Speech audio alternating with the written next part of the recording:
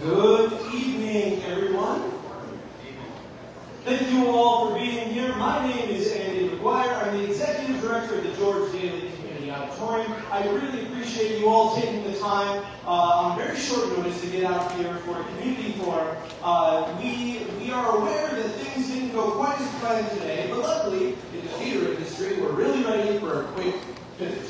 So, I also am aware that theater organizations aren't usually the ones that are organizing all the facets of a forum. We're here to try to make you look good and sound good. And hopefully we will hold up that end of the bargain tonight.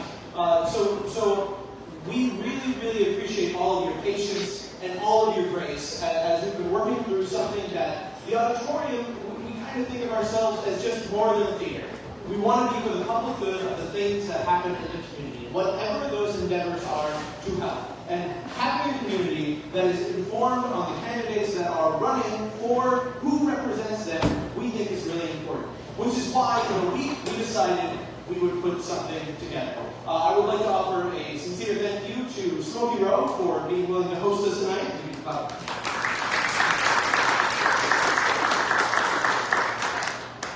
I would like to extend the same thank you to Mayor Dave Crusoe, who has agreed to moderate this forum.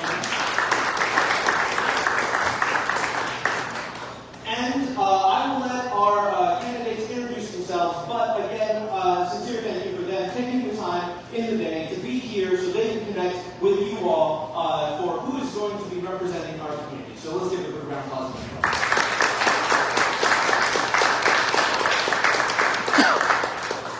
Obviously, all of the news outlets that are here to cover this, thank you so much. Again, our community works better when people participate, and I appreciate you taking the time. I'm going to go through a few opening procedures, and then I'm going to turn it over to the moderator. So, tonight, we are going to have a few timed bits. We're going to start with 3-minute opening statements. We will time this. We have a little timer up here in front of the Allison overview. After that, we're going to go into what's called equal time question and answer. And so this is the way it's going to work. Questions have been chosen from 4 categories: economy, healthcare, education, and quality of life / arts and culture. Each candidate then will be given 3 minutes to respond to each question, and an additional minute is reserved for Mayor Crusoe to ask the question to give any context from the question asker. All of our questions have been submitted through the public Google Forms that was available in the past few days. So we didn't curate anything else other than what was submitted directly to us. I didn't read them. It was our moderator who picked them and put them through. So there will be no time reserved for rebuttals. This is a forum for candidates to inform you what their views are and why they should be a good candidate. This is not a debate, right? It's an informational interaction. After the Q&A section, we're going to switch to,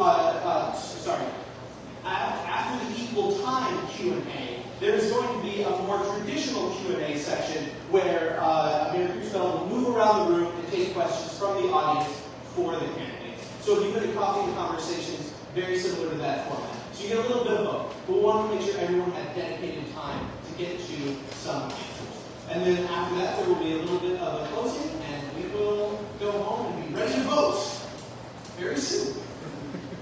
All right. With that being said, thank you for being here. I'm going to turn this microphone over to Mayor Crusoe, but as soon as I sit down, then we're going to let the candidates introduce themselves and have their opening statements.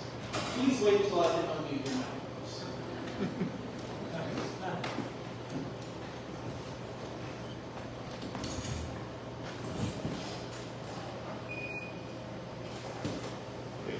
Aaron, how about we start with you?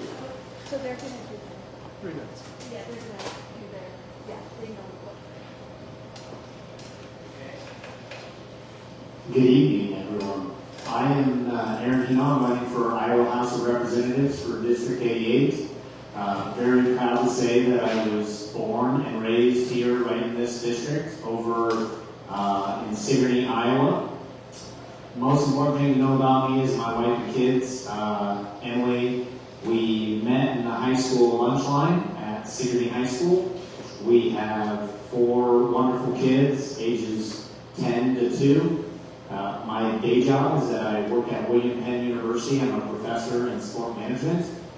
I farm on the side with my family over in Keokuk County, which is in the district as well.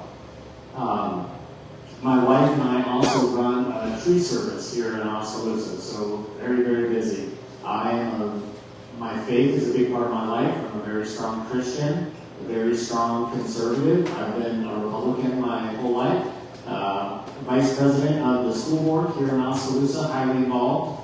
I have been on the Farm Bureau board here in Mahaska County for about the past 10 years. When asked why to run, growing up on a farm, I learned how to take something and make it better. As a farmer, you take a piece of ground and you want to make it better. That's the only reason I'm up here. I want to help make this district a better place. Some people are not here tonight, and I think that's really disappointing. I know for me, my son, we had a parent versus kids soccer match tonight, and I had missed that tonight to be here. I think if it's important to you, you find a way. If not, you find an excuse. And I had to make some sacrifices, but I'm happily here.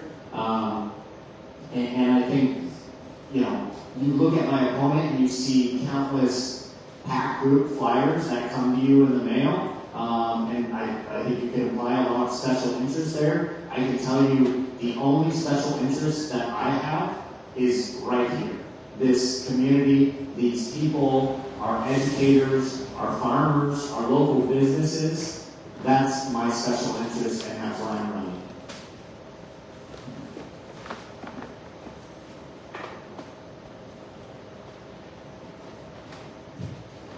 Hi, my name is Grant Still, and I was born in Russia.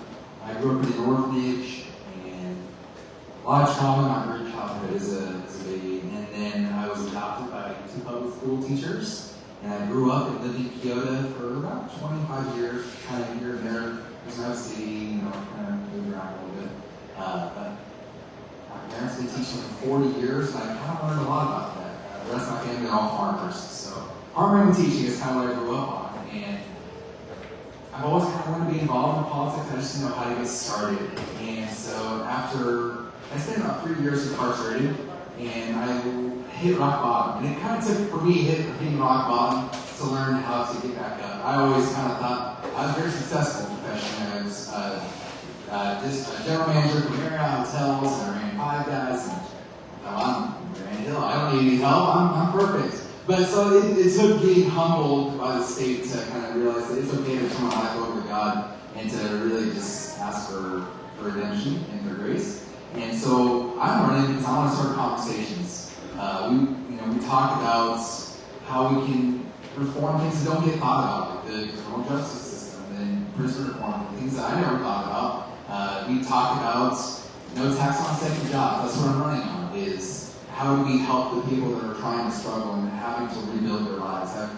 I've rebuilt my life from zero, so I know what that's like. I worked 2 jobs since my life, so I had to. And so how do we make life easier for the people that are struggling? My opponents both take quite a bit of money from other people, Democrats, Republicans, special interest groups. I don't take anything. I don't take any contributions. I don't want anyone's money. I just want people's support. I want to start a conversation. I don't do flyers. I don't do yard signs. I don't do that. I just talk to people. So I go through doors, we do these forums. It's really disappointing that my opponent couldn't be here. We were under the assumption that none of us were coming. So there was a lot of miscommunication. Again, either people aren't necessarily the greatest at doing political things, so it's no fault of them. But there was a lot of miscommunication. I know my opponent's going to probably say some things about her, which is fine. I'm not going to get into that. She would be here if she's kind of lived in, but it was unfortunate the way things happened. But I'm glad that Aaron's here and that I'm here, and we're just going to keep going. So I appreciate everyone being here, and thank you.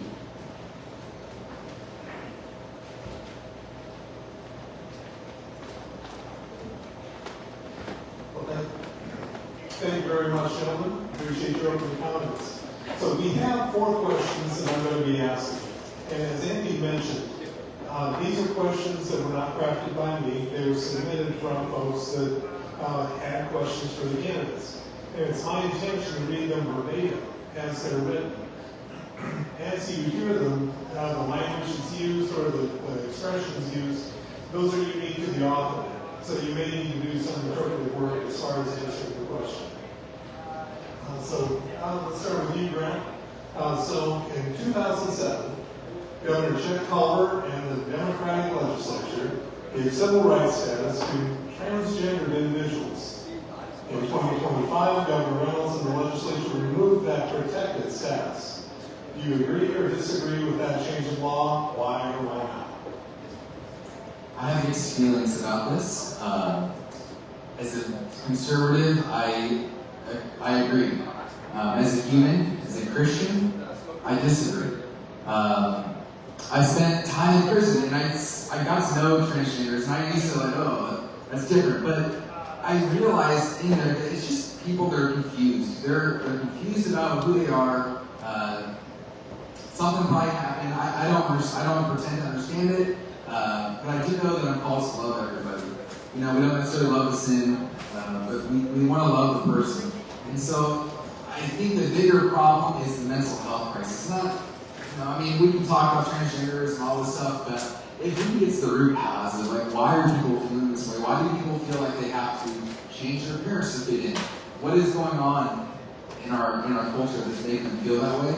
I think that's the bigger question here. How can we fix that? People, a lot of times in small communities, feel like they don't belong, and they have to either act out, or that was my case. I grew up in a small town. I had to be perfect. My parents were teachers. My dad was on the city council. I had to be Rod Hill's son. I couldn't be Grant Hill.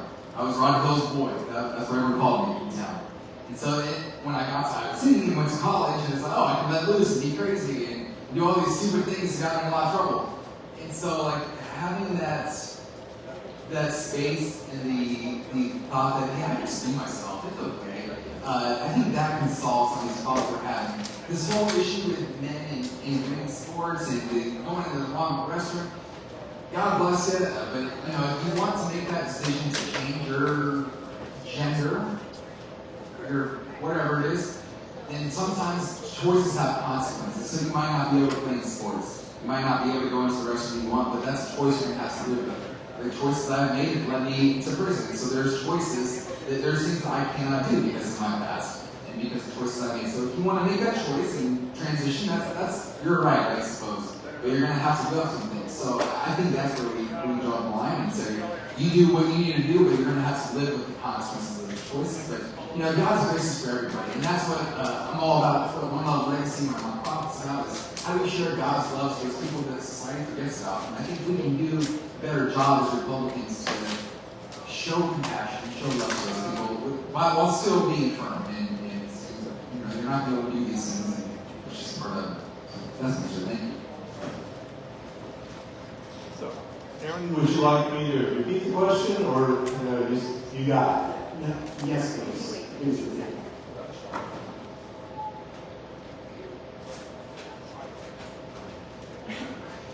So in 2007, Governor Chet Culver and the Democratic legislature gave civil rights status to transgender individuals.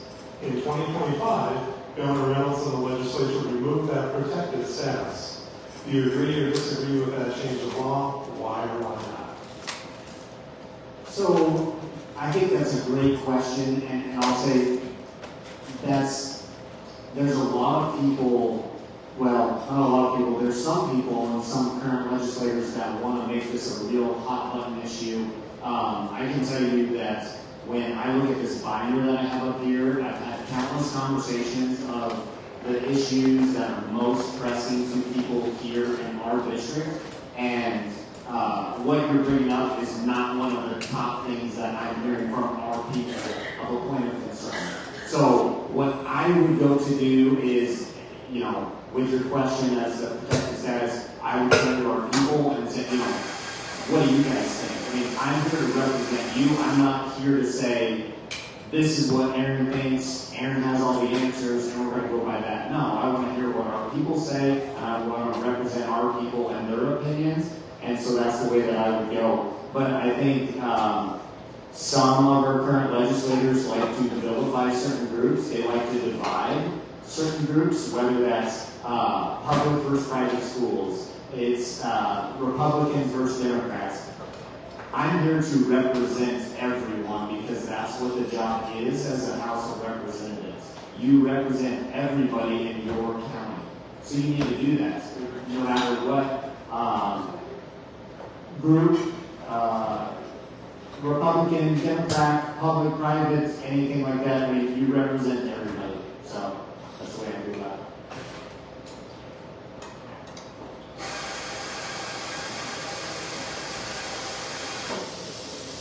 Back to you. Next question is, as more public taxpayer dollars are directed to private schools through state-funded programs, do you believe that those schools should be subject to state audits and financial oversight? Why or why not? Yeah, so great question, and I think a very pertinent topic for sure that people are talking about. I'm 100% school choice. I'm pro-school marketplace. I think it's a fantastic thing to have great competition in education. I think it calls everybody up. Being a public school board member, currently the vice president here for Oskaloosa Schools, I can say that at Oski Schools, we've been highlighted by the governor as a public school that is navigating the arena of school choice in a fantastic way. We were highlighted in the State address of doing so. We have been fantastic stewards of taxpayer dollars.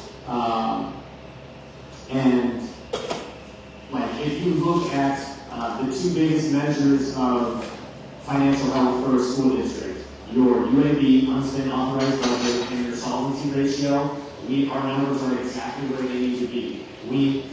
We have a banker on our school board, so I think we're doing pretty good. We put a financial transparency policy on our webpage to show here's what we're doing and giving transparency, accountability.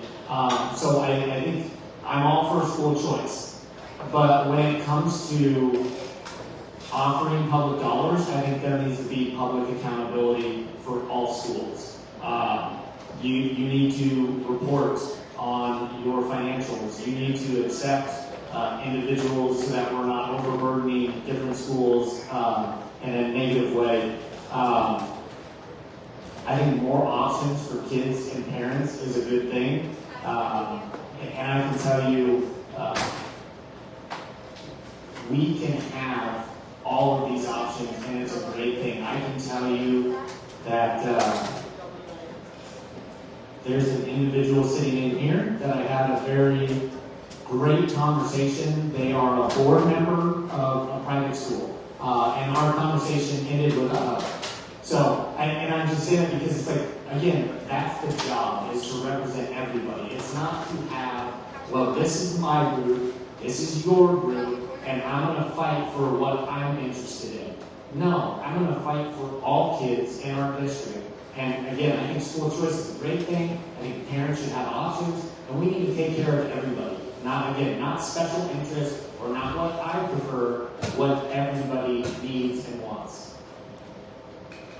Grant, would you like me to repeat? Okay. So there's more public. Sorry. Go ahead. I was timed out. As more public taxpayer dollars are directed to private schools through state-funded programs, do you believe those schools should be subject to state audits and financial oversight? Why or why not? Yes, they should be. You're getting public dollars and you have public accountability. That's pretty simple. I think the bigger problem here is where bigger school districts like Oskaloosa, they can handle ESAs, they can handle open enrollments, and it's not the end of the world. I went to Kyoto High School, and I graduated with 25 kids in my class, and we were the biggest class in the school. This year my dad is teaching, he's now teaching junior high. He has a class of 11 kids. And for the entire, not the class, the grade, there's 11 kids in that grade. When I was in 4th grade, they kept saying that, they told us that we would not graduate from Kyoto High School. And that was, I graduated in 2015, so that was, a long time. So there's a lot of misconceptions and fear-mongering that goes along with this. But I think I was talking to Hinnah about this actually a couple nights ago. The issue that I think we can work on is how do we get enrollments up in small and rural schools? The answer is not, the enemy is not private schools, the enemy is not open enrollment, but in a small school when you have 10 kids open enroll out, that's $80,000 that is now leaving that school district. It's not that it's taken away from the public schools like some people think it is, it's just that the school district is not getting that income, that revenue for the per pupil funding. And so that's where it hurts these small schools. And we all know when you have a small school in a small town, when you lose your school, the whole town goes. No one wants to move to a town where there's no school, there's no jobs, and so that's why our district is losing population every year. And so it's about bringing economic development back to our small areas. We've got a plan for that with plasma donation center. That's something I love doing plasma. I talk about that a lot, but it's easy money. When I was in college, it was beer money. Now it's rent money and car payment money. But there's not a lot of access to that in this district because you have to live within 60 miles. So we're in talks with some companies about how do we get that started in Oskaloosa and bring economic lifeline back to the William Penn. They have a great college here. They have a great nursing program here. So how do we use that so we keep nurses that are graduating from William Penn in Oskaloosa instead of going to Des Moines, going to Iowa City?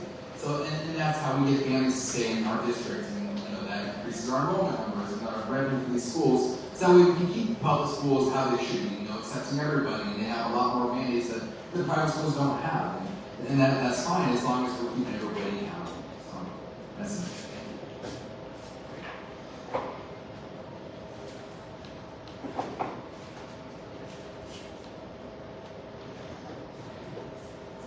Okay, Grant, back at you. Okay, third question. The Iowa Republican Party platform. It's the policy manual and roadmap that the Republicans of Iowa want their elected officials to be guided by. Have you read it, and do you intend to faithfully follow it as your roadmap in making policy decisions? I have read it. I am not a Republican, we are going to do everything that the Republicans say we have to do. We have Democrats in this district, we have independents in this district. Most of the things, I think we're all in pretty well aligned. We all want common sense. And so I think the answer is, at the end of the day, we are going to lean the Republicans. That's what we're a Republican Party, of course. But things that don't make sense, just because the Republican Party says we have to accept this, if the constituents in this district say no, then we're going to push back on that. We're not just saying, well, the Republicans say we have to do this, so here we go. No, we're going to talk about it, and that, we talk about that with water quality, with a lot of things with farmers. Republicans don't necessarily do a great job on that, and it's something that we can say that, hey, how do we handle this in a way that pleases everybody? So it's just about representing everybody. Like Aaron said, we have a job to do, and that is to represent everybody, not just in this county, but everyone in this district. We have three counties in this district, and we want to represent everybody. The job of the state legislature is to represent the states. While we represent District 88, we are part of the system that, there's 100, and we all vote that things that impact the entire state. So we have to do what's best for everybody here, not just the Republicans, and not just the independents, not just the Democrats, but what's going to make sense for us all. So I just think about common sense. I'm not a political guy. I don't know all the answers to all these things, but I know common sense. I know what I've lived, and I know what I've talked to. I talk to people that are struggling and working two jobs, and people that feel like they've lost their identity. And I can't do anything in my life. I've been in prison. I can't do anything in my life. I was fixing drugs. I help run 2 celebrate recovery meetings in Washington County on Tuesdays and Thursdays. I miss my meeting time. You see men and women in there that are grown and that they had normal lives. I grew up a pretty normal person. I had a good upbringing. My parents were excellent. We had enough money. We didn't struggle. So I always thought I couldn't ask for help because we didn't have that job good. But when you go to groups like this, these summer recovery meetings, and AA meetings, SA meetings, NA meetings, you realize that there's a lot of hurt people out there, and it doesn't matter what your political identity is. It doesn't matter if you're Republican, Democrat. We don't ask those questions. We say that, my name is Grant Paul. I'm a grateful believer in Jesus Christ. and I struggle with this addiction, or this hurt habit running up. And that's what we need to bring to the Capitol.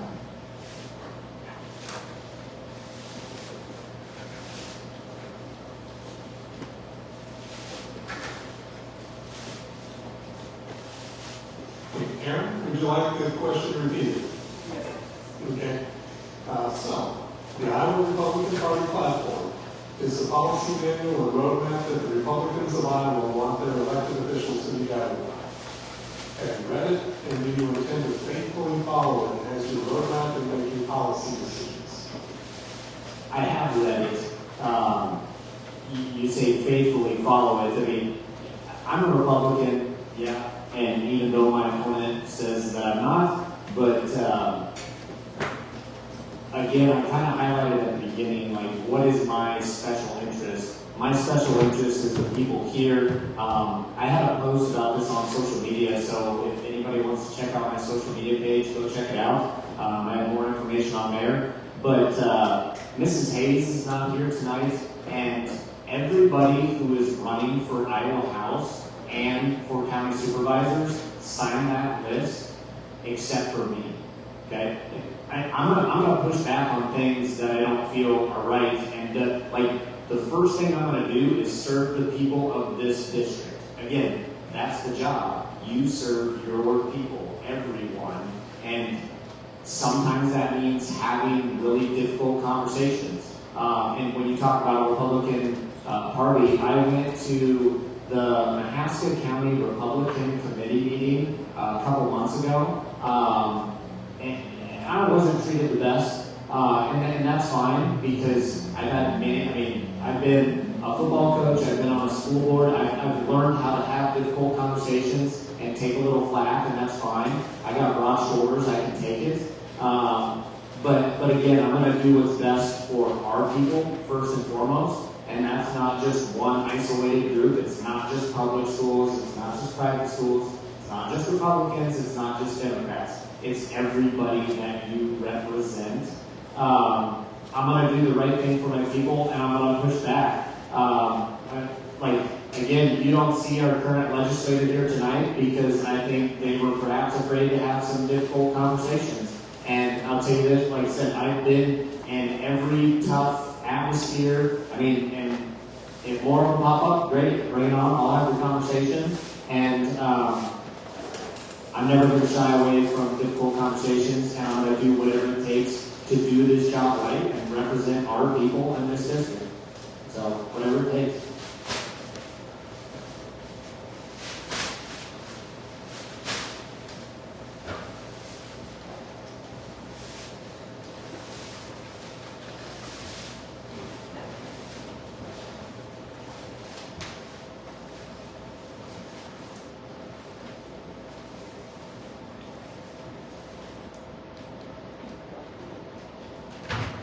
Do we have a 30-second commercial for Smoky Roll that we could play?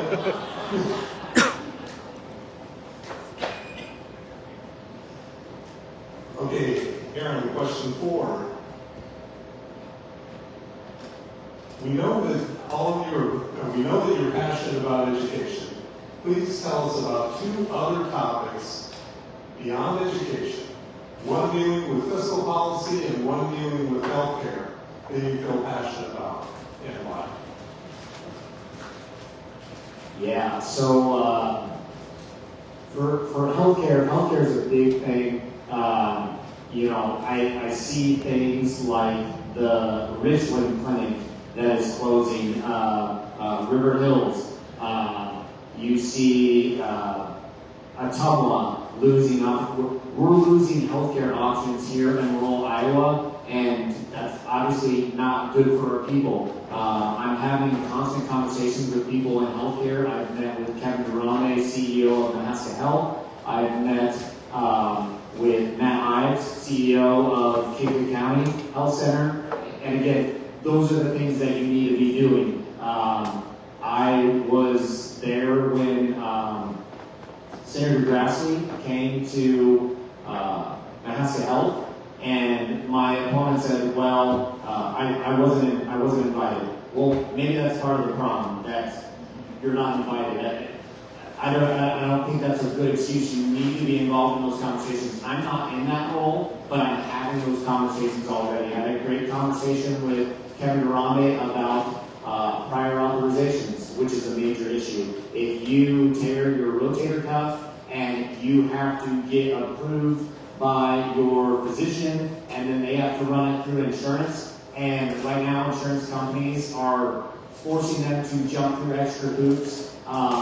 And he has great solutions for this. Talked about a gold card program where you have such a high rate of success as a clinician that you don't have to go through those prior authorizations through insurance companies, which just prevents people from getting the care that they need. So we're not getting the health care that we need for our people here in rural Iowa. And the other one we talked about was the economy. I think I've proven myself as a good steward of tax dollars, so to be able to take that to the next level as House of Representatives. But you see, like Mahaska, we are 24% manufacturing. Here in Mahaska County, we have CloudValve, we have DFS, we have Interpower, we have Iowa Wood Preserves, we have countless manufacturing companies, and this has brought us a lot of success to our communities. But some of these smaller rural communities, they rely more on healthcare, on education, on farming, and right now I don't think we're doing justice by those things. When you see with education, we have our school supplemental aid went up by 2%, and they say, yay, look at what we're doing as legislators. But what is your inflation rate? It's 3%. So you're actually losing money. You're getting a decrease. You're like, oh, look what we did. But with inflation, it did nothing for you. So we have to take care of our people in all of these different arenas fiscally. Great. Would you like me to repeat the question as well? Okay. We know that you're passionate about education. Please tell us about two topics other than education. One dealing with fiscal policy and one dealing with healthcare that you feel passionate about, and why? This weekend I was in Atlantic, Iowa, seeing my grandma. She's in a specialty care facility. She's 92 years old. She fell and broke her hip last year. She lived on her farm up until she was 90 years old, 91, by herself. And we had family up there to help take care of her. We're having to do a lot of weird things with the farm just to be able to afford her care. It's ridiculous. I was talking to someone up here in Oskaloosa today. He said that his mother was in some hospice care for 2 months, and it was like $60,000 they had to come up with. So I don't know the answer to these things. I don't know why nursing home care is expensive as it is. And I talk about that on my website. I don't know the answer to that. But I've been trying to talk to some nursing homes. I've been visiting some nursing homes since last week. Figure out why is it this much? I don't know. And I think that's something I would like to take to the next level. How do we create some kind of task force or a committee? Like what can we do to help these people? There's no reason people should have to sell their farm they lived on for 6 generations because she's still alive. You know, if she wants to live to be 100 years old, she's not going to have any dirt left by the time she's young. And so then the family farm is now going to the state. So that's something I'd like to figure the solution out to. The other part was fiscal. The other part is healthcare. That's healthcare. That's also fiscal. I mean, things are so expensive. Our poverty rate in this district is 11.1%. We have 36% of our district making under $50,000 a year. That's ridiculous. And so there's manufacturing that's helping a lot, but there's a lot of things we can do. Like those plastic cutters, that's $120 a week that helps pay for the groceries. My biggest policy is no tax on second jobs. It's the first of the nation proposal. I'm the first one to propose that in the entire U.S. Why? Because no one else has worked 2 jobs. Some people, but most people aren't working 2 jobs when they're running for this office. And so, what can we do to make things easier? That's $380. I got a video back here playing on my hologram projector. That is $380 a year. That's a month of grocery. That's a car payment. You know, there's things that we can do. That doesn't cost. That's pennies to the state. $380. But that's a huge difference to someone making $50,000 a year. So there's just things that we can do. That's the common sense that I was talking about. Like I said, I don't know all the fancy answers. I don't meet all these CEOs of these companies. I don't got time for that. I don't talk to these billionaires who donate to the campaign. I don't accept donations. I talk to the people living at the factories, working 2 jobs. We meet them in the parking lot at the end of the shift. What can we do to help you? So I just want to bring common sense to the point. There's not a lot of that, and I think we can do a lot better. Thank you very much, gentlemen. That gets us to the end of the scripted part. Now, I need some new stars. Who wants to ask the next question?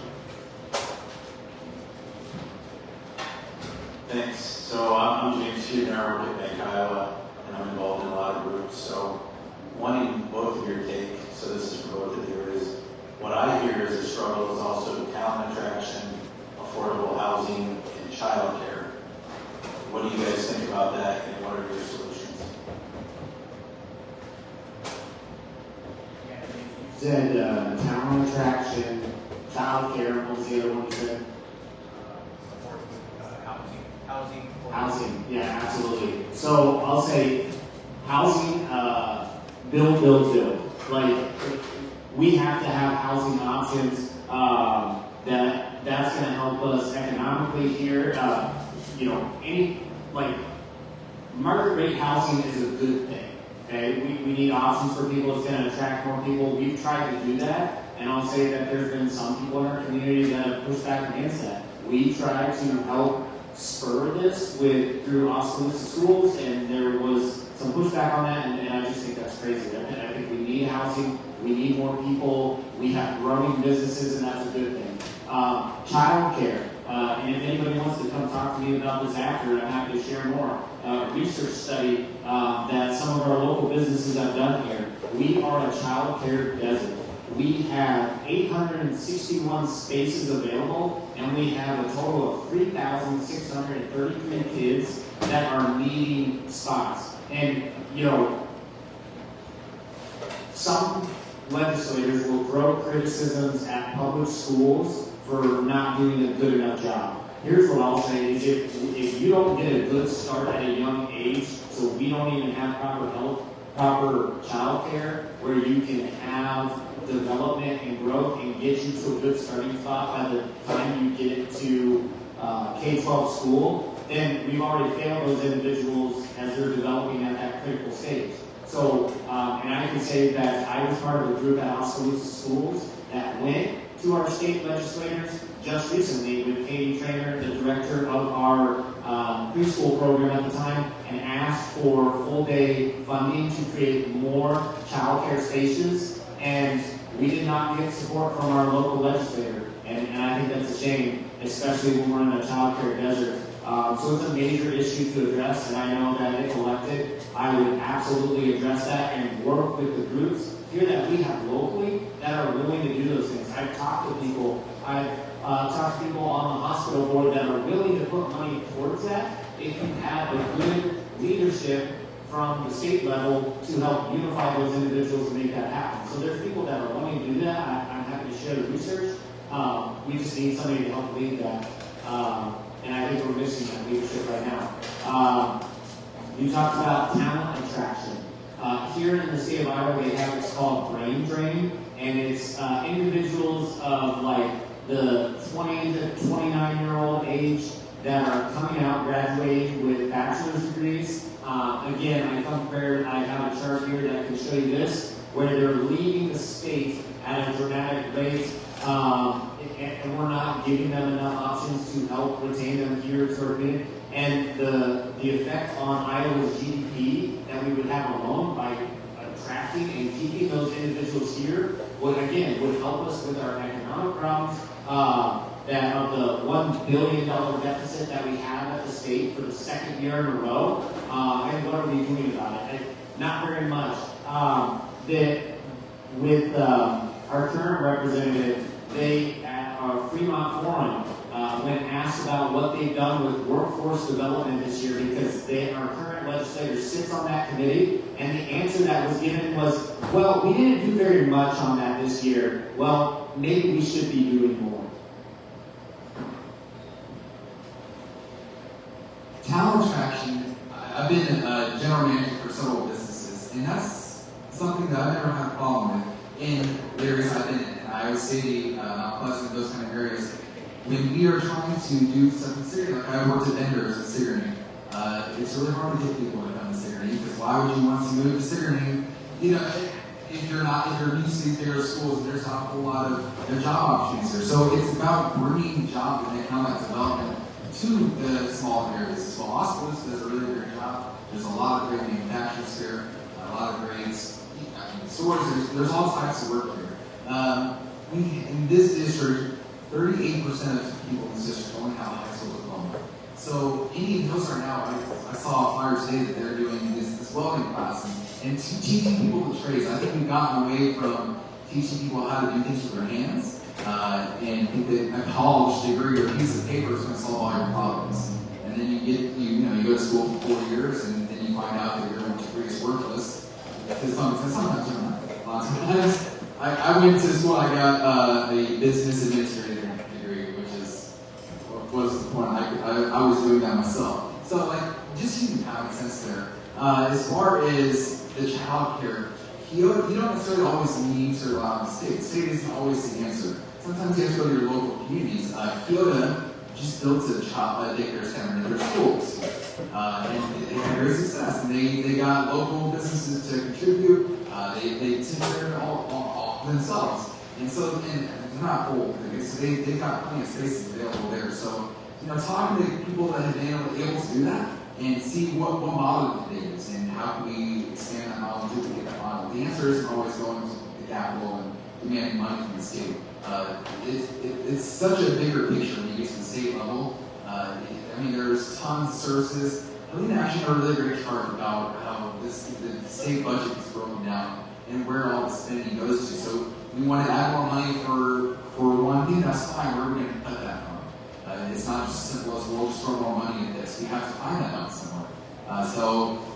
Starting at your local level is a great place. And people, I know, have done a really great job with that. Talent attraction is something that is huge, and that's why we're declining in population every year, because people are leaving District 88 to go to Des Moines, go to Iowa City. That's where the jobs are. That's what everyone tells you. Well, if you live in Kyoto, you just have to drive 45 miles to get to a good job. That's what it is, and that's just how people think. There's tons of great jobs in Sigourney and Oskaloosa and Hinnah. There's things that are closer that it just doesn't get talked about. When I first got out of prison, I did concrete for about a year with B&L and Kyoto. And the state of Iowa does a really great job of giving employers an incentive to hire someone that's got prison or someone that's trying to get off the food stamps. And they offer a tax credit for that. They can write off 65% of their wages if you hire someone that has been out of prison within the last year. My employer didn't even know about that. And so I think, when we talk about our opponent here, that she's on that committee, we can do a better job there, letting the employers know that there are opportunities out there to help people and to give people a second chance. And the state does a great job of doing that. We just don't do a good enough job of explaining that and letting people know about that. So that's all I like to say. That just goes back to giving people a second chance. This gets people off of Medicaid and state assistance and gets people back on their own feet, which then reduces our budget we're spending on state benefits, and then we have more money to spend on child care and child retention stuff. So it's a huge picture, and you have to look at the big picture at the state level and see how can we eliminate spending here so we can have it in other places. So that's where it all starts. Next question.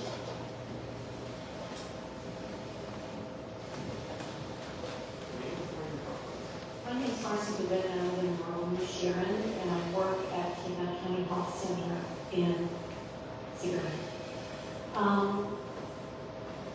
We're getting ready to celebrate the 250th anniversary of this country, and one of the founding concepts was the separation of church and state.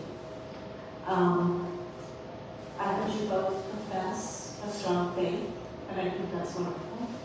I was raised in a long time ago in a very small Methodist church, and what I was taught about my faith seems very different from what I'm seeing from a lot of the people who profess their faith now. And I'm just interested in what your take is on some of that, because it kind of hurts my heart when I hear people say there's no hate like Christian love.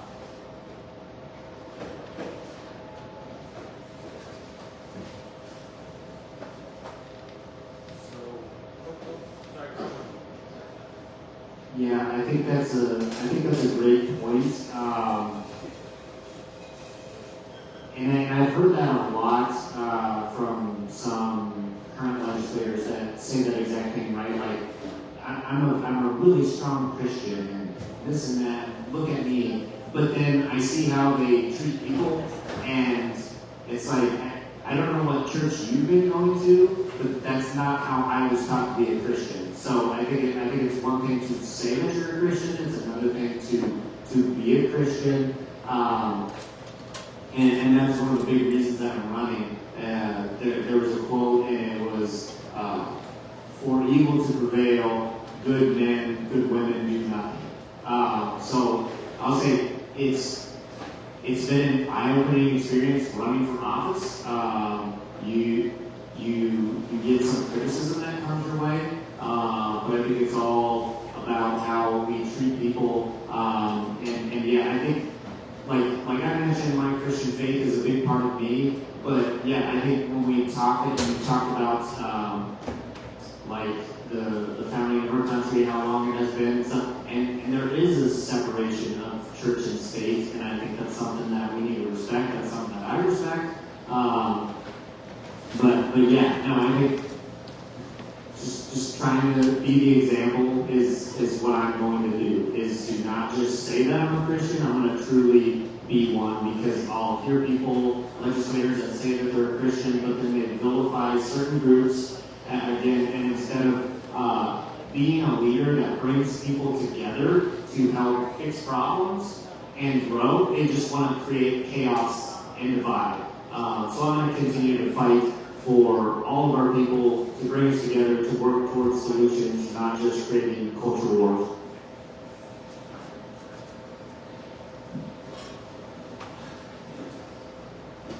I grew up a Christian.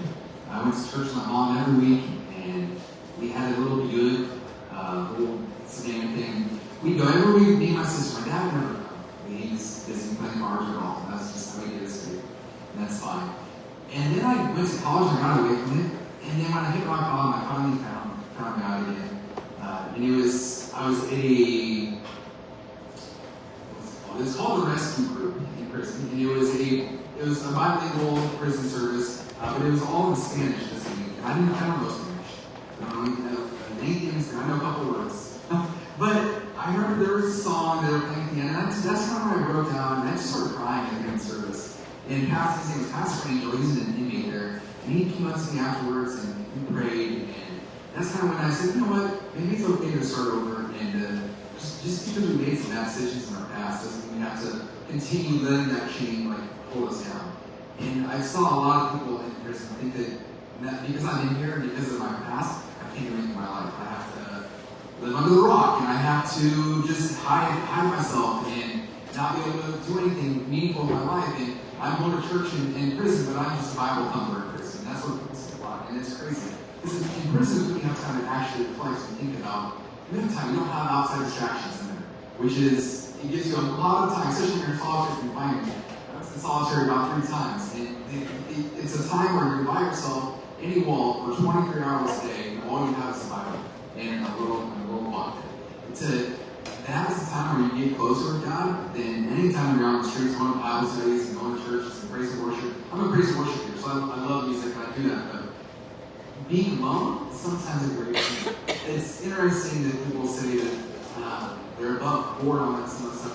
I think both my opponents attack each other. And all of our forums, they attack each other, they do it online, and they get into that nasty stuff. I don't do any of that stuff. When I did my first debate, I had an attack card on Aaron, I have one on Hinnah, and when we got to those questions, I'm not going to say that stuff. I don't, that's just not how I am. If anyone wants to attack me, I have more reasons to be attacking any of my opponents. They've done nothing like I've done. So just stand above that. I mean, just because we're the current representative, and as a candidate, we also have a responsibility to lead and to be above the criticizing our opponents. It's easy to judge someone else, not realizing how to think in your own mind. So just removing that, that's why I don't take anybody. I have a bigger point than anybody in this room. So for me to sit there and attack my opponent would just be kind of stupid. So I'm not going to do that. But the separation of church and state, I think, gets misconstrued a lot. our founding fathers were all Christians. No, they weren't. No.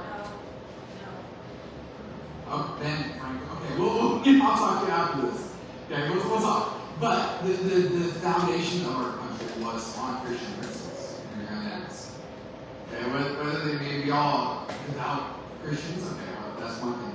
But forcing any type of religion on someone is what that was meant to do. Just because we're a Christian nation doesn't mean we force Christian beliefs on everybody. That's how we afford ourselves, and we have to live that. I mean, even when we're in the Capitol, we have disagreement. There's a way to go about that. You know, name calling and calling people liars and calling people this, on a campaign post or press release. That's one thing that, like just being good people. I mean, it's all about morality. How do we be good people? And there's not much of that in politics. It's just politics are nasty. And that's why most people like me don't run. Because if you have a past like me, people are really nasty. The Daily Mail, the paper out of the UK, called me when I announced my campaign last July. I've been doing this for about a year now almost. And they wrote a nice little hit piece on me. And that's just how it goes. And so when you have a past, people are going to attack you and expose you, and that's perfectly fine. So I don't try to hide my past. I have a podcast called Legacy Unchained. And I talk about how my past and how being in these valleys have made me more grateful. You know, it started at Thanksgiving when everyone says I'm grateful for my faith, I'm grateful for my health, I'm grateful for my family. That's nice, but there's so much more to be grateful. And sometimes being grateful for the things that have brought us down and put us down to rock bottom are the biggest life changers and the biggest things that make you like, oh, I need to wake up. And so that's what I'm thankful for. And I talk about that a lot and how we can use the Bible. And we got to make it, it was written 2,000 years ago. How do we take it into the context it's written then and apply it to today? And there's a lot of Christian principles that we can it would serve us a lot better if we follow them. So I'd love to talk more after this.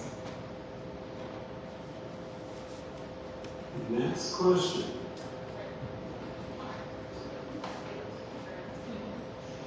We're assistant first from Madison County. My question is for both of you. What challenges you face in your life right now that you think an elected will help you be an effective leader?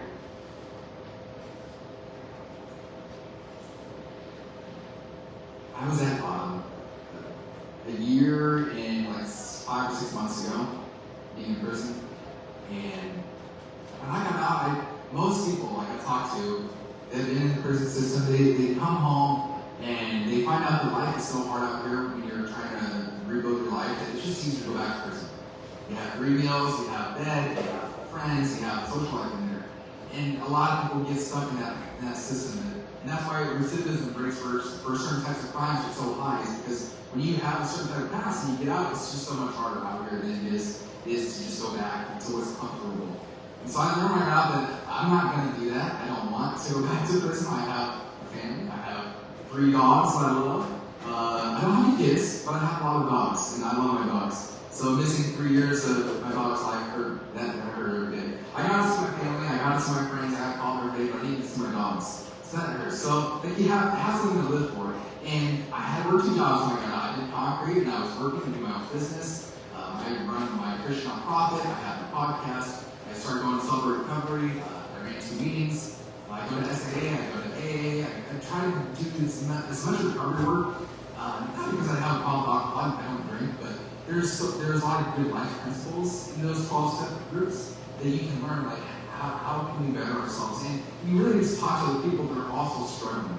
And so I don't go to these corporate places and talk to all these fancy people. I talk to the people that are living their day-to-day life that are struggling. The people that can't pay their rent. The people that are struggling with alcohol addiction. They don't know how to get out of this. And when you get to hear other people's stories of success, that creates a strong bond. And that's why small groups are so effective. You get to first identify yourself not as an alcoholic. And that's why the traditional groups like AA, NA, they say, my name's Graham, I'm an alcoholic. Where Celebrate Recovery says, my name's Graham, I'm a grateful believer in Jesus Christ. I struggle with alcoholism. I struggle with this. And we learn how to put that identity not on ourselves. We don't label ourselves as this. We label ourselves as a believer. And taking those and those lessons that other people have learned, and then you can share with other people. And so when you hear those stories of broken people that have rebuilt their life, it's a lot easier to gain policy ideas. That's where the effects on second jobs came from. I've always worked 2 jobs, and I do my own expenses, but a lot of my friends, they can't pay their car payment. They don't have enough for their rents, for their grocery bills. So how can we help the people that are hurting the most?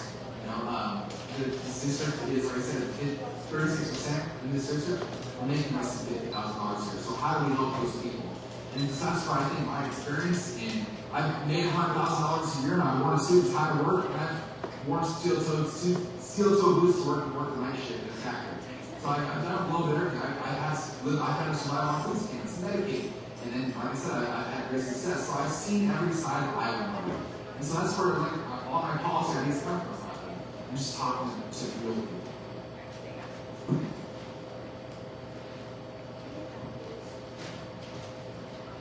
Thank you for the question, Marissa, and I think it's a great question. So I just think of, like, what is one's priorities? I'm a common person with common problems, and I think that, like, a lot of the issues probably everybody is experiencing right now, I am experiencing myself. I'm a business owner, I'm a farmer, I work in education, I'm on the school board, so any issues related to that, housing issues, like elderly being priced out of their homes, these are all things that are at the forefront of our mind. Grocery costs, gas prices, childcare. My wife was a special education teacher, and we had 2 kids at home, and she had to step away from her job because we were using all of her income to pay for childcare. And I think that's really unfortunate because the school lost a really great teacher. And right now, our current legislators are not addressing these issues. We've seen these things get worse. Our education scores, as far as the state goes, here in Iowa, our rankings are going down. So what we're doing, what our current legislators are doing with education is not working. What are we doing economically? We look at our finances as a state, and they are suffering. Everybody's feeling the pinch right now. Farmers, how's farming going? The largest number of bankruptcies since the farm crisis. What are we doing about that? Water quality issues. And again, our current legislators will bring these issues up, and it's like, okay, you've been in office for 4 years, and what have you done about these things? Not a whole lot. When you talk about some of the things and experiences we have to prepare for this, being in agriculture, like one of the biggest hot button issues, I guess you'd say, is like the water quality issue, right? The cancer rates here in the state. And again, I don't have all the answers, but I'm living these things. I can tell you, as a farmer, there's a lot of things that we could be doing. Why aren't we incentivizing doing 30-foot buffer strips for farming practices? Like, it's a very common, and you can incentivize that in different ways for farmers. One, it's good practice. It's going to protect our topsoil, and it's going to help address the nitrate issue and address the cancer issue. So I think some of the unique life experiences I have, like being a farmer, have prepared me to just help look at these issues from a common sense standpoint and bring the right people to the table, look at data, consult our experts, and let them help us make decisions. Because right now, like, one of the things they've done with education, and they're building the plane in the sky and making these decisions, and then I talk to our educators, and they're not being involved in the conversation, and decisions are being made without them involved, and it's leading to unforeseen ramifications that affect our schools in a negative way. And again, I'm involved in the schools. I talk to these teachers. There's many teachers here tonight. My 6th grade social studies teacher is here. Like, I have connections to this area. I grew up here. I was born here. I'm raising a family in Mahaska County. I'm from Keokuk County. My sister lives in Jefferson County. My wife worked in Jefferson County. I've worked in Jefferson County. We have connections all over, and that's what it's about. It's about having connections and listening to your people and bringing them together. Great leaders don't cause chaos by focusing on culture war issues. They lower the temperature and they bring people together. That's what I plan to bring to this position, serving in Iowa House. So that gets us to the end of the question and answer part. Do we have, I think we have opportunity for closing comments. Is that right? That's right. If it is not, so if the closing is there, if that's something both candidates would like to do, Okay. that's, Candidates, would you like to do a closing comment? Audience, would you like to hear a closing comment? Better than deaf applause, yes. Please do.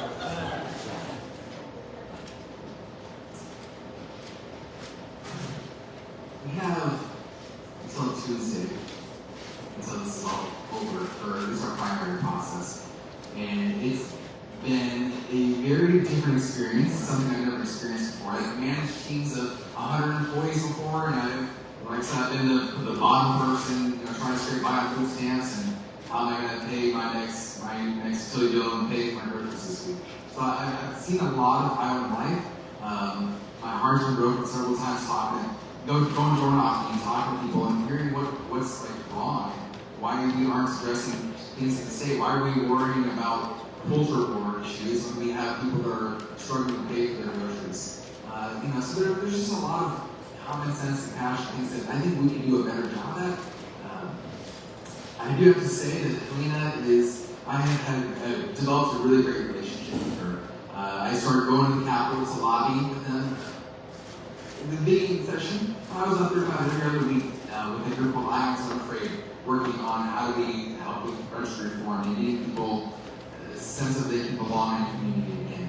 And Hinnah, she knew I was her opponent. I emailed her when I first announced my campaign and told her, I'm against you. This is my past. I've been in prison. This is what I've done in my life. If you want to attack me, that's fine. Just please keep my family out of it. My parents didn't want me drugged. So I don't want to be drugged with other teachers. We don't need this. And I said, Hinnah, and she emailed me back, and she's just so gracious. She's so kind, and said, I'm not going to attack you, and that's just not what she does. And I said, that's just not how I run things either.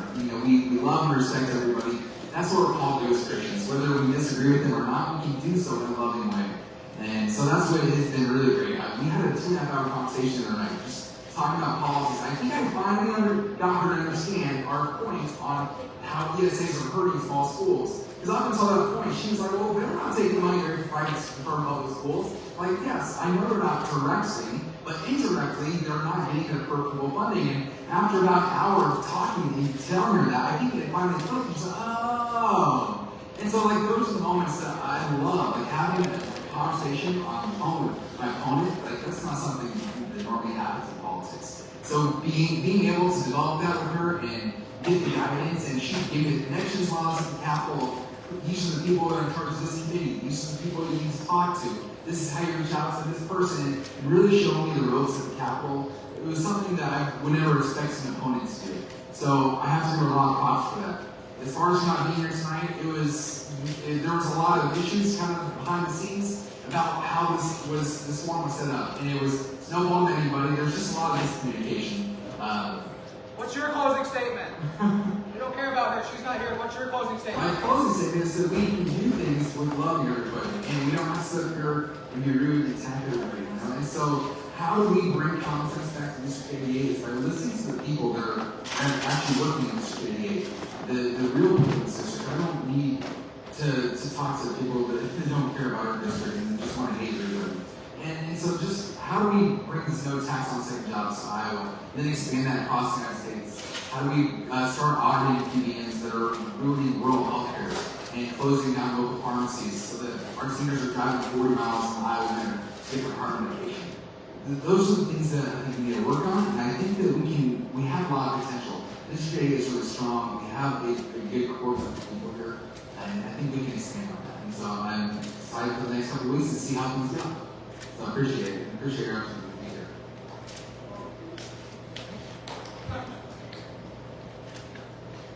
So, I have a little different take. I believe that being a leader means saying something when unsavory things are happening. So, our current legislator called for an additional re-audit against Oskaloosa schools. And then at the Fremont Forum, and you can fact check this, you can find this information online, she said that she never called for a re-audit. Our current legislator vilified our school and our leadership on the re-audit process. Speaking to our PAC, our former school business official and our current school business official, they have wanted to have a conversation with our current legislator, and they did not reach out to either of our school business officials to address these concerns, which they would be happy to talk to that individual about. Individual passed down ramifications to our city council and then did not show up to the meeting. Did not show up tonight. I'm going to read a text for you guys, which I'm happy to show you after. Our current representative worked with former, no longer board members on our school board that were voted off by our people, our constituents, and here was the text message. It says, "Oh my goodness, there are legislators in the chambers that have been school board members and have unearthed millions of dollars of poor spending from my school district. It would not surprise me at all. I am struggling to support some of the spending bills for public schools that we are discussing right now. I think you may be onto something, and I would encourage you to push it further. We are dumping so much money into schools, and it is never, never enough. We definitely need to talk." And I will tell you that there was a great article that was written about our current legislator, which I'm happy to share with you up here, and the issues that it's causing for our district and our people. And I can say this again, when it comes down to it, I don't have allegiances to anything other than our people, our district, our cities, our schools, and that includes everybody. And that's what it comes down to. And again, I'm willing to do the hard job and call things out when they're unsavory. And I think there's a lot of things being done right now, and you're seeing it tonight with these individuals not here because apparently they don't think that our votes here matter all that much. Otherwise, I think that they would be here. But when it comes down to it, I'm from here. I came back home. I'm staying here for the long term. My dad's right there. I plan on taking over the family farm and raising my kids here. And I want to create a place that my kids want to come back to. And I'm going to do everything in my power to make this the greatest place possible in District 88 that all of our kids want to come back and continue to make this a great place to live.